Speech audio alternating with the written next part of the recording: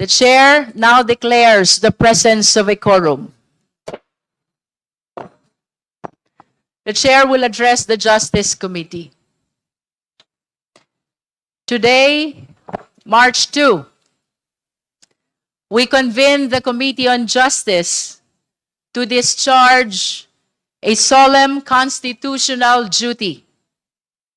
That is to begin our consideration of 4 impeachment complaints filed against the Vice President of the Republic.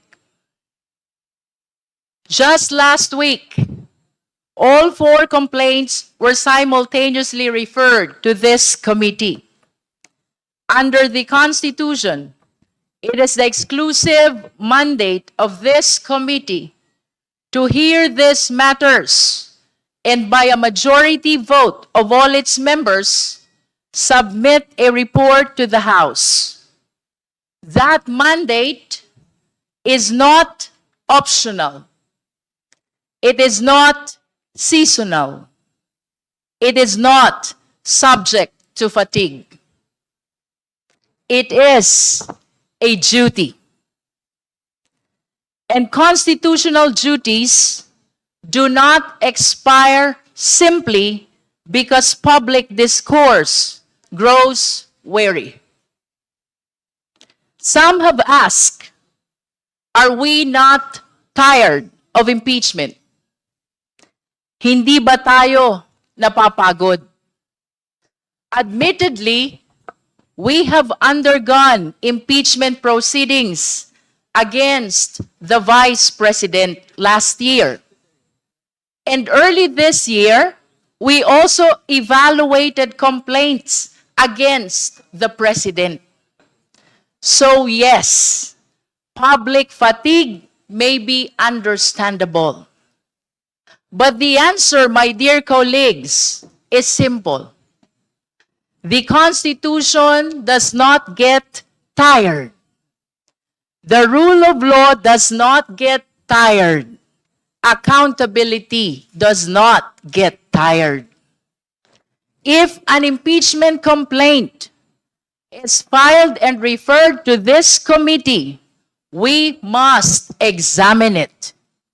There is no option to ignore these complaints. And as I said a while ago, we must fulfill this duty. No condition, no hesitation, walang palusot. Hindi tayo maaaring umiwas. Hindi maaaring umurong. Hindi maaaring magbulag-bulagan. Ang tungkulin ay hindi pinipili. Ito ay ginagampanan.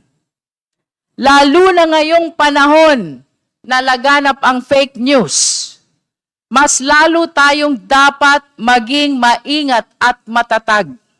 Mas lalong hindi magpapatinag. Kapag kumakalat ang fake news, hindi sapat ang manahimik. Ang tamang sagot ay wastong proseso. Ang kailangan natin ay simulan itong proseso ng pagsusuri. Nang sa gayon ay magkaroon tayo ng linaw at hindi maligaw sa maling impormasyon. So let me say this clearly. Impeachment is a constitutional process, not a social media contest. Hindi hashtag ang magpapasya dito. Hindi memes ang maghahatol. Hindi ito paramihan ng like.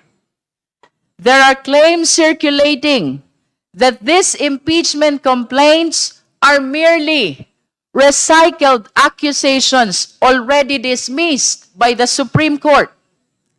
Let us correct that firmly and factually. The Supreme Court did not rule on the merits of the allegations. It did not conduct a trial. It did not weigh evidence. It did not absolve anyone of wrongdoing. the court itself clarified that its ruling was limited to the constitutional one-year bar rule. It emphasized that it did not absolve the Vice President from any of the charges. Those are not my words. Those are the Supreme Court's own clarifications. To suggest, therefore, that the allegations have already been resolved on the merits is legally incorrect. Malinaw sa desisyon ng Korte Suprema na naging pasya nito ay nakatuon lamang sa one-year bar rule. Isang usaping teknikal. Hindi ito paghatol sa nilalaman ng mga reklamo. Hindi ito deklarasyon na walang sala ang Vice Presidente. And let us confront the larger question. If we decline to proceed simply because of Supreme Court's ruling or just because of all the noise, how are we to hold the highest officials of the land accountable? Kung hindi tayo gagalaw ngayon, paano natin pananagutin ang mga pinakamataas na opisyal ng bansa? The Constitution provides only one mechanism for addressing serious allegations against impeachable officials, and that is by way of impeachment. Iyan ang itinakdang proseso. Iyan ang malinaw na landas. There is no alternative forum, no parallel mechanism, no detour, no easy way out.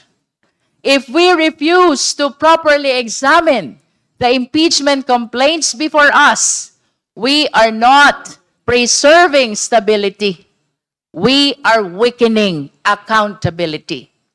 So, my dear colleagues, let us discharge this duty. Walang shortcut. Walang paunang paghuhusga. Tanging katapatan lamang sa saligang batas.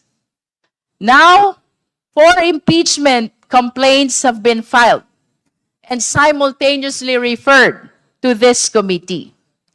The first complaint consists of 43 pages and bears the signatures of 45 complainants, with Francisca Franz Castro listed first. It cites 3 grounds for impeachment, all framed as betrayal of public trust.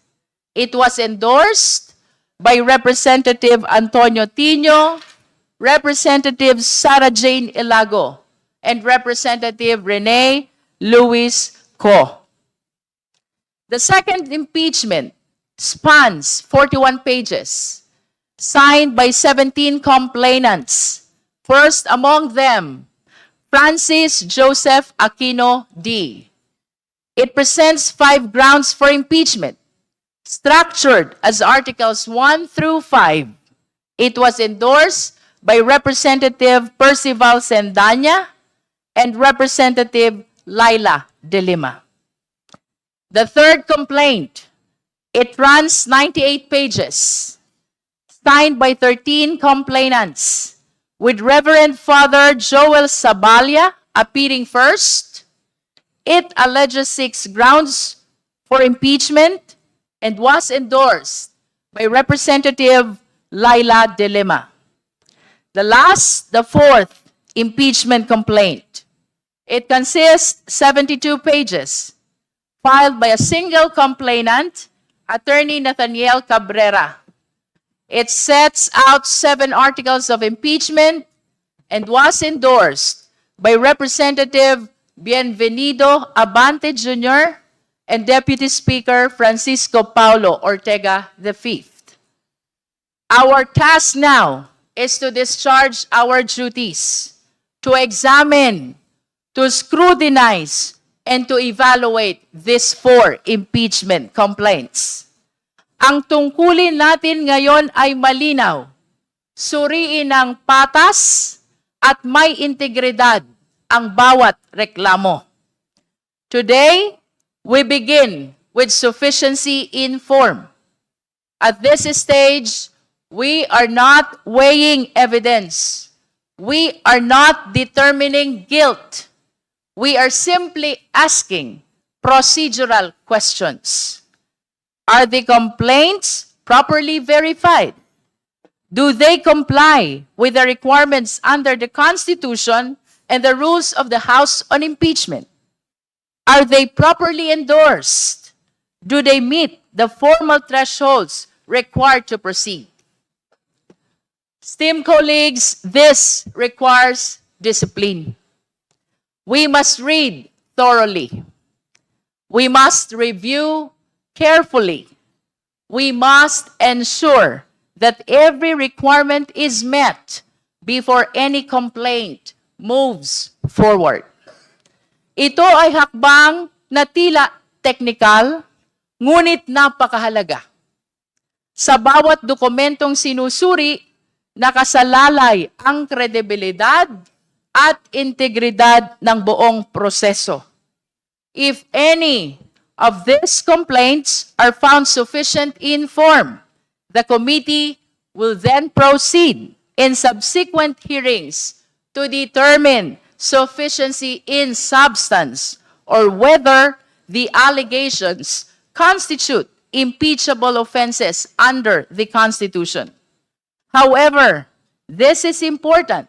The allegations must not only be assumed true, they must also be credible on their face.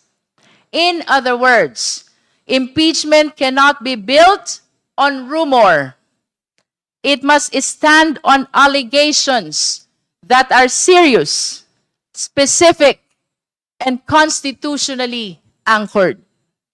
For this process, we will proceed methodically. We will proceed transparently. We will proceed fairly. At higit sa lahat, tayo ay kikilos ng naaayon sa saligang batas.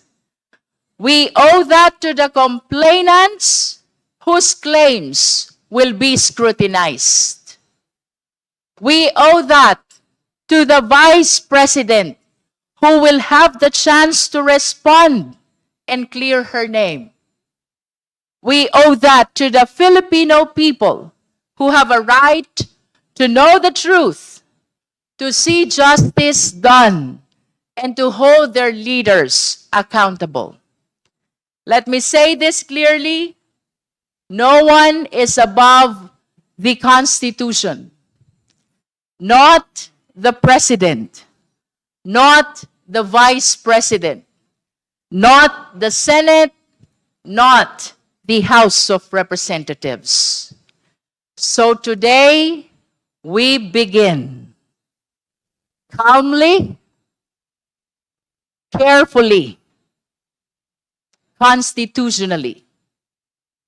The Committee on Justice is now in session to determine the sufficiency in form of all 4 impeachment complaints versus the Vice President. Let the record show that we proceed not in anger, not in haste, but in fidelity to the Constitution and to the sovereign Filipino people. Maraming salamat po.